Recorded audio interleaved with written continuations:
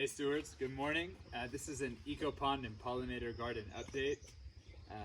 So we put a road in here, if you remember, for the chicken compost tractor system from Jeff Lawton.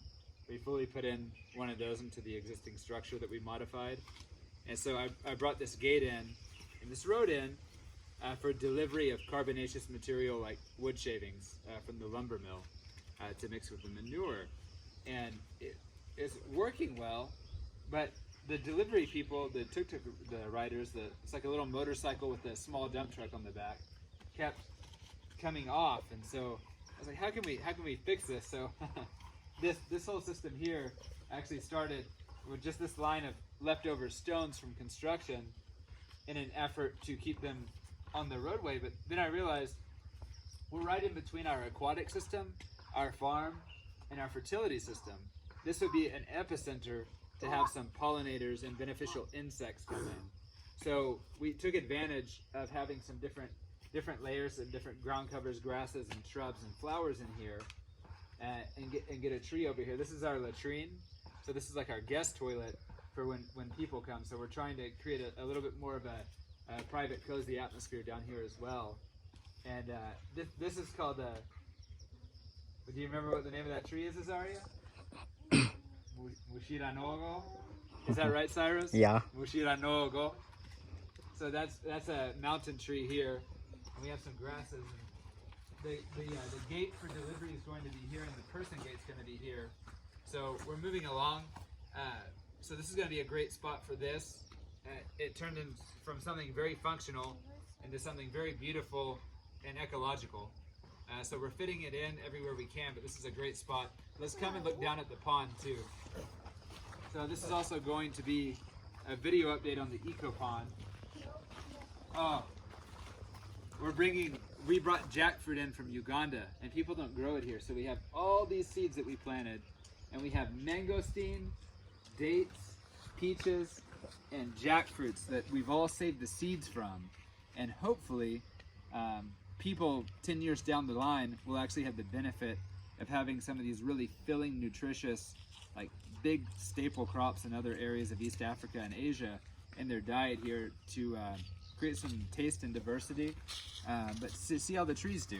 We also planted, Cyrus bringing them, some croton trees, which is beneficial for the chicken. So this area in here inside the fence is a habitat for the hens, the roosters, the ducks, the geese, and the tortoise.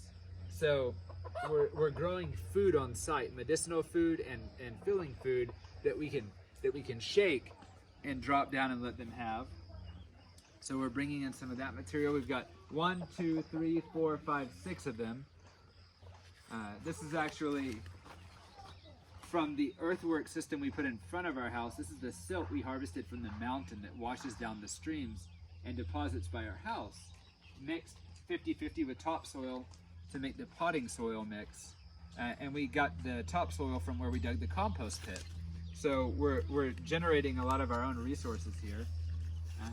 This is really nice. We planted these bamboos in, so we have 1, 2, 3, 4, 5. It goes with the flow of water.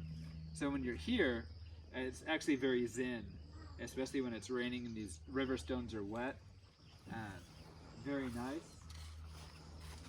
So you can see a lot of the plants are starting to come up. We have some grass establishing, some not, some weeds. So what's going to happen is when the animals come in here, they're gonna graze it down more. So this will go back to looking more. You'll see the check dam and the delta and the stones a little bit more. We also planted some Sesbania sesban in our riparian area, which likes seasonal flooding. So this whole area is like, if you go up 20 feet, it's like a sandbox version of a larger property. Like it's scaled down like 1,000 times, but the principles are still the same. So it's like this little, very human scale experiment to see earthworks and earth repair principles in action. And then we have our papyrus growing up really nicely. Our mathanges, and we've spread them out some. We've got our ferns in recently to add some texture to the front of this to make it very nice. And this is working very well. The water dispersion and soakage into the pond is doing great.